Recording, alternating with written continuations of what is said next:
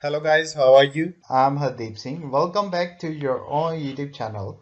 IELTS updates and recent exams. For more updates related to recent IELTS exam writing test topics, listening, reading, practice test, and speaking, you got guesswork. Please, guys, participate in everyday listening and reading practice test to achieve your desired band score in your actual IELTS exam.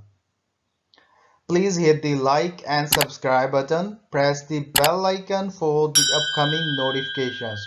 Don't forget like, subscribe and share my YouTube channel and my Facebook page, IELTS updates and recent exams. Part 1. You will hear a conversation between an IELTS candidate and an IELTS administrator. Look at the questions 1 to 5.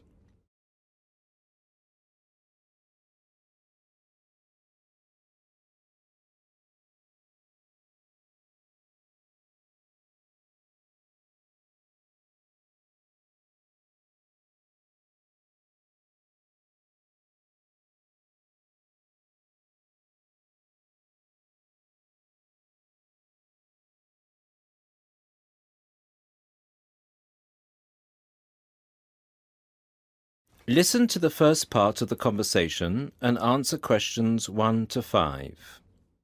Good afternoon. I'm applying for a master's program at the University of Exeter in the UK.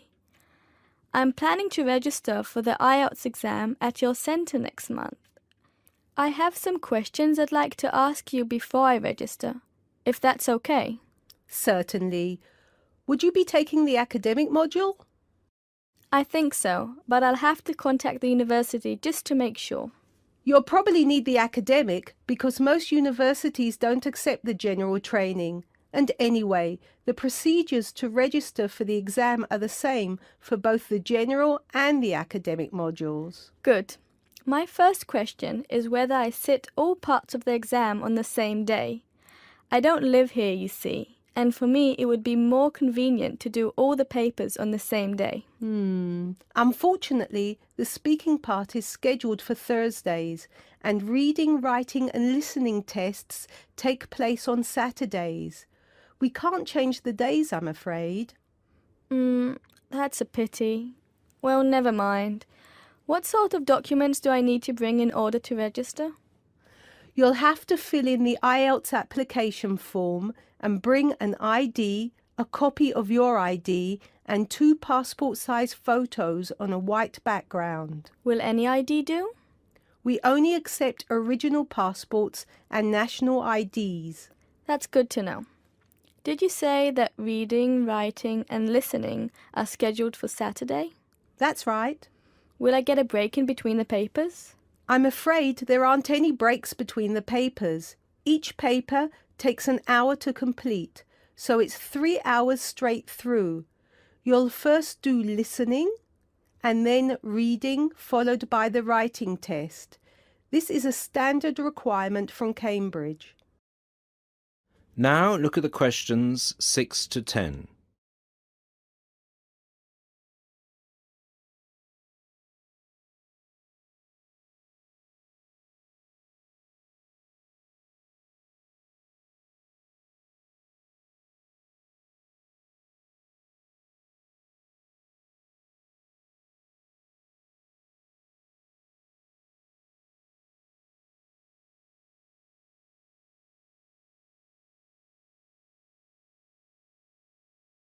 As the conversation continues, complete questions 6 to 10. Okay. And how soon after the test can I pick up my results? It takes 13 calendar days for the results to be processed. Can you let me know how much it is and the form of payment? The examination fee is $200. You can pay by credit or debit card. We also accept checks. We only accept cash as a form of payment in exceptional circumstances. And one last question. Can I mail you the application documents? Certainly. You can send all the documents by registered mail to our address, 47 Clover Place, New Rochelle, New York. Could you spell New Rochelle for me, please? Certainly. New ROCHELLE. Could I have the zip code as well? Sure. Our zip code is 10806. Thanks. You can also email us at ienquiry@examsmail.com or phone us at 325-9082. I think that's all. Thank you very much for all the information. Bye. You're welcome. Goodbye. That is the end of part 1.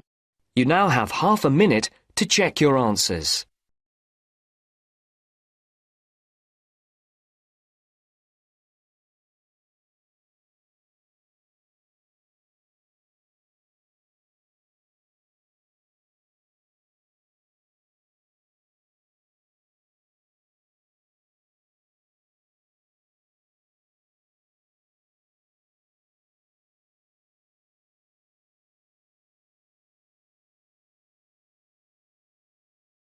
Now turns to part 2. You are going to listen to two students talking about a presentation on time management. Look at the questions.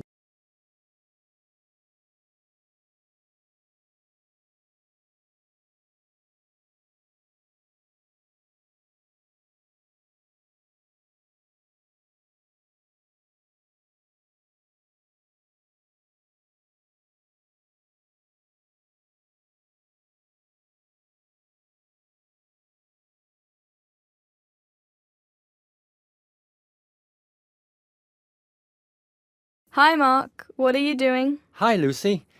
Well, I'm preparing this seminar on time management. I'm supposed to do a presentation on the topic next week. Ironic, isn't it? I'm probably the worst student when it comes to time management. I don't think you're that bad compared to some other people I know. Do you need some help with it? Yeah, I just don't know where to start, to be honest. When are you doing the presentation? I'm supposed to hand in the draft on Wednesday at 11 a.m. The presentation is scheduled for 10 a.m. this Friday.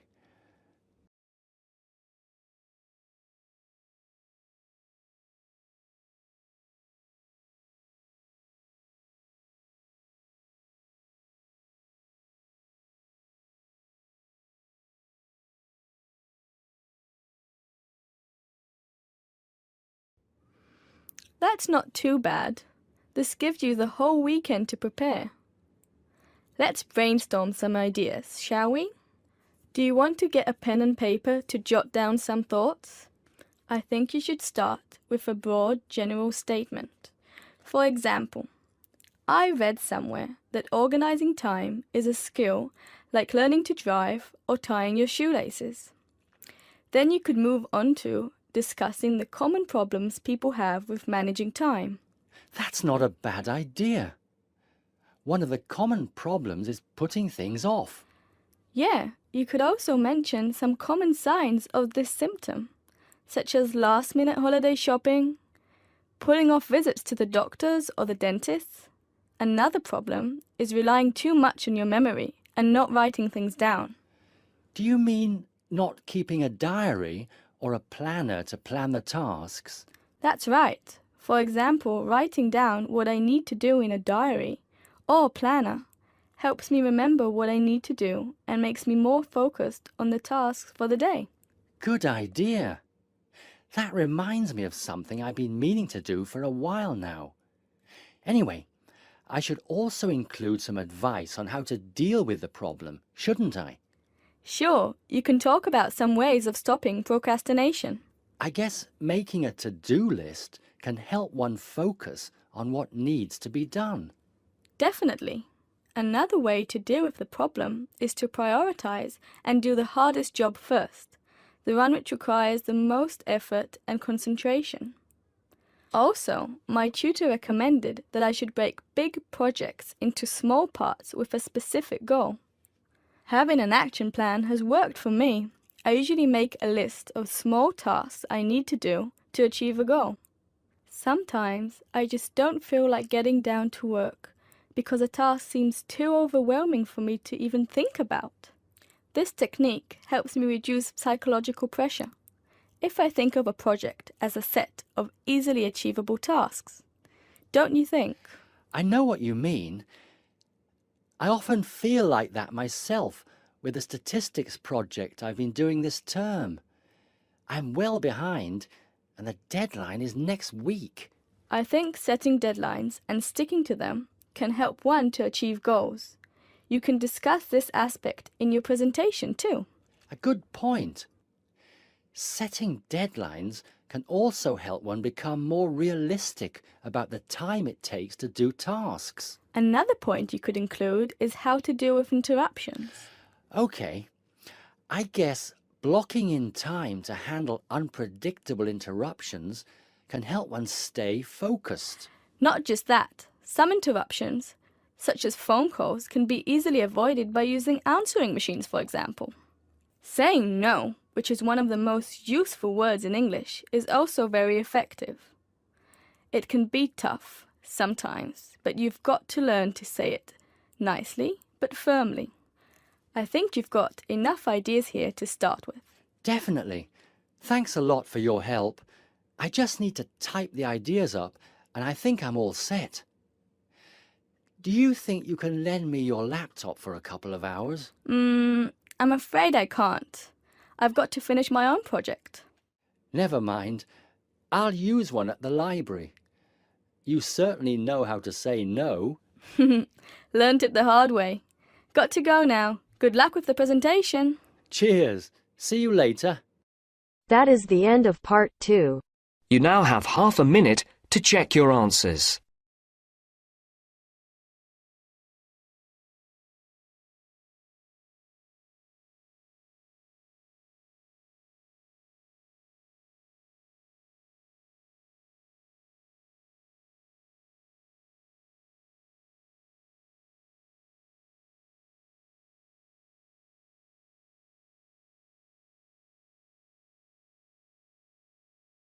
Now turns to part 3. You are going to listen to a conversation between a tutor and two students who are inquiring about student awards. First, look at questions 21 to 26.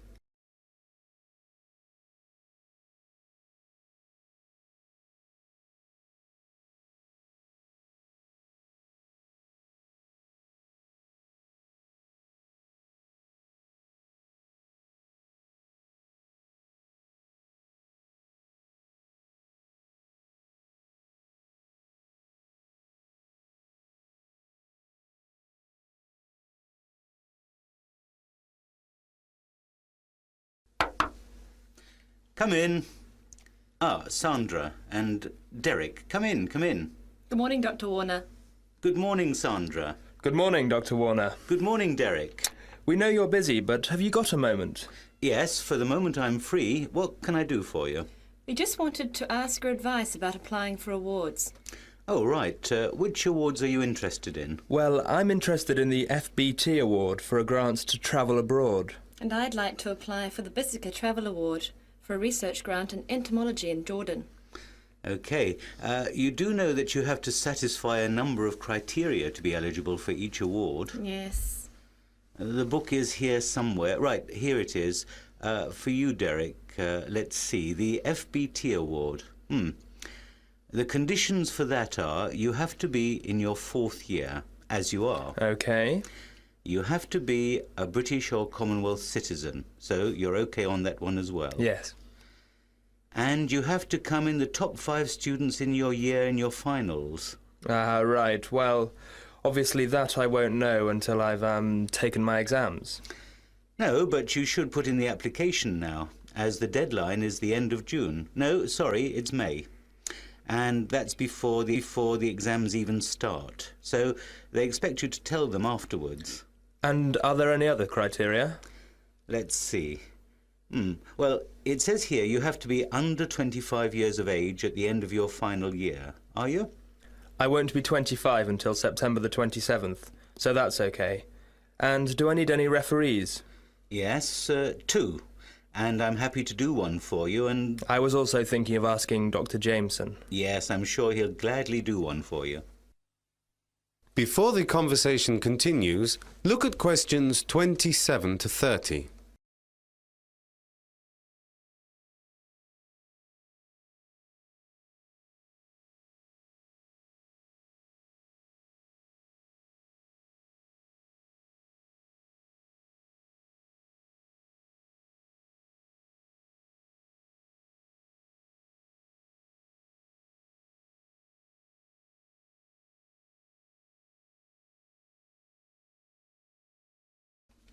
And Sandra, Yes. the Bissiker Award is a lot stricter, as it's for a much larger sum of money, and you must realise that the competition is very stiff indeed. Yes, I've heard it's not easy to get one, as there are only 3 per year. Yes, you're right. Unlike the FBT Award, for which there are 10 bursaries, the first thing you have to know is that application is by way of a 5,000-word summary outlining how you intend to use the money. Of course, accompanied by a covering one-page form with all your personal details. Yes, I know about that, but what I wanted to know is whether there are examples of other applications I can look at. Well, not really. The summary has to be very much an original piece, and that I cannot emphasize enough. If there are any signs of it having been copied, then... I see, but will you be able to read it through for me? Oh, I don't see why not. Oh, that's all right then. What do you think my chances are of my getting one of the grants? It's difficult to say. There's usually about 20 to 30 people applying every year. And this year? Well, I'd imagine it's about the same. Who decides? Well, there is a panel of 5 trustees, and once you have submitted everything to the departmental secretary, they each receive a copy of your full application. But do you think I stand a chance? Well, as I said, it's not easy to say. It's up to the trustees. Okay. Another thing that I would stress is that the applications must be typed, very tidy and properly bound. With a ring binder? Yes. There have been complaints in previous years about the lack of care taken in completing the forms and essays. This applies to you too, Derek. Yes. Well, it's only fair. After all, we are asking for help. Yes. Is there anything else I can help you with while you're here, Sandra? No. Thank you very much for all your help. Derek? No. And thank you for your help. That is the end of part 3. You now have half a minute to check your answers.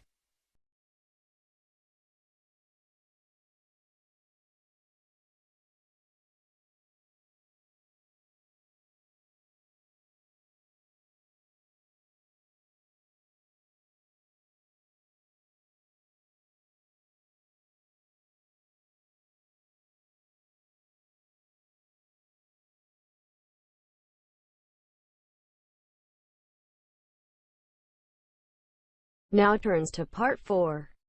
You are going to hear a lecture delivered by a guest speaker on demographic changes. First, look at questions 31 to 40.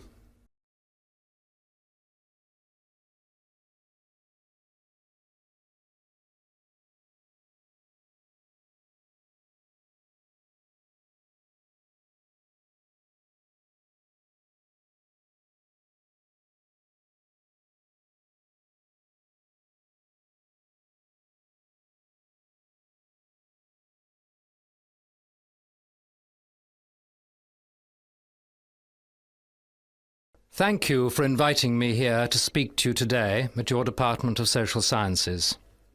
As I'm sure you already know, the title of my talk, Europe Goes Grey, relates to the marked demographic change which has taken place in Europe since the 1960s. Just a few statistics showing the projected trends will illustrate this. By the year 2029, almost 1 in 4 of the population of the UK will be over the present retirement age of 60 years for women and 65 for men. By the year 2020, Italy, for example, will have both the oldest population, with 23.2% aged 65 and over, and, at the same time, the lowest fertility rate. Furthermore, a 1997 report from the UK Office for National Statistics notes that since 1950, the number of centenarians has increased at the rate of just under 7% a year, faster than for most other age groups, and will continue to do so into the next century. The main reasons for the generally increased lifespan are self-evident. These are simply a better diet, better housing, and above all, the ever-improving standard of health care. The social reasons for the changed demographic profile of Europe, that is, the increasing proportion of the elderly relative to the middle and steadily diminishing young generations, are, of course, the falling birth rate as a result of widespread birth control and the education and increasing participation of women in the workforce. This change raised two profound questions, one social and one economic, and it is these that I propose to examine here today. At the end, I intend to share with you a few thoughts on how we can help to make the lives of those in the third age more fulfilling and rewarding. Firstly, we need to recognize that the elderly are not a homogeneous group. They can range from a fit, active and independent 85-year-old to a 65-year-old with rapidly advancing Alzheimer's disease, to a retired 55-year-old with both a dependent parent and still dependent student children. The social aspect I referred to earlier is, of course, the big question: who will care for the elderly? The question is a complex one, and I would like to illustrate this by making a few comparisons with the past. In earlier times, large extended families living in the same area were the norm. This meant the sharing of care for the grandparents' generation was usual. Now, however, the mobility of the population combined with smaller families often means there are, quite simply, no family members to take care of an older person. The breakdown of traditional family structures and the increase in divorce has exacerbated this. The other big question, the economic one, involves the increasing cost of adjustment to this situation and how the burden of this cost can most equitably be shared between, on the one hand, the elderly and their families, and on the other, the relatively smaller number of people of working age whose tax contributions have to be used to fund pensions and services for an increasingly elderly population, as well as all the other demands on the public purse. The questions raised by this demographic change are exercising governments all over Europe, and there is naturally widespread debate about how best to help financially those who can to remain independent, while supporting those who cannot, and ensuring that they continue a sometimes failing life with dignity. I promise to finish with a few thoughts about how we might come closer to achieving this. More imaginative use is being made of existing property by adapting it for elderly, often less able people, and their needs are now being kept in mind by planners, local authorities and transport providers. But not forgetting the cry, where does the money come from? We need radically to rethink the arrangements for funding pensions and younger people's planning for retirement. Innovative insurance schemes should be developed to assist people in providing for the future, and financial institutions ought to be thinking about these. So I will close by repeating that I believe we should do everything to enable the elderly to live meaningful and rewarding lives. After all, we will be in the same situation all too soon. Thank you, and I would welcome any questions or comments from the floor. That is the end of part 4. You now have half a minute to check your answers.